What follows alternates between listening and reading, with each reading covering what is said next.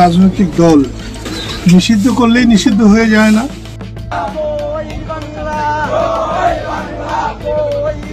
নিষিদ্ধ নয়, বরং আরো ভয়ঙ্কর রূপ নিয়ে ফিরছে আওয়ামী লীগ। আমার যদি অপরাধ হয়ে থাকে জয় বাংলার জয় বঙ্গবন্ধু বলার কারণে, তাহলে আমি সেই অপরাধী হতে চাই। বিস্তারিত জানুন পুরো ভিডিও জুড়ে। দর্শক, অন্তর্বর্তী সরকার 10ই মে আওয়ামী লীগের কার্যক্রম নিষিদ্ধ ঘোষণা করেছে। নিষিদ্ধ করলেই নিষিদ্ধ হয়ে যায় না।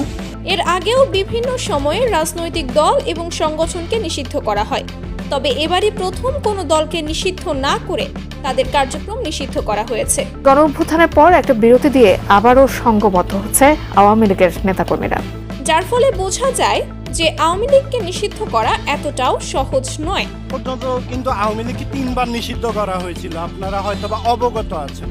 বাট আওয়ামী লীগকে নিষিদ্ধ করে কতটুকু লাভ হয়েছে, যে কারণে আওয়ামী লীগের নেতাকর্মীরা ভয়ে না পালিয়ে বিক্ষোভ মিছিল নিয়ে বের হন। শুধু এখানেই থেমে থাকেনি তারা। আওয়ামী লীগের নেতাকর্মীরা এটাও বলেন যে এর আগেও আওয়ামী লীগ 3বার নিষিদ্ধ হয়েছিল, তারপরেও ফিরে এসেছে। তো দর্শক, তাহলে কি এটাই সত্য? নিষিদ্ধ হবে না আওয়ামী লীগ? কি মনে হয় আপনাদের? তা অবশ্যই জানিয়ে দিবেন আমাদের কমেন্ট বক্সে।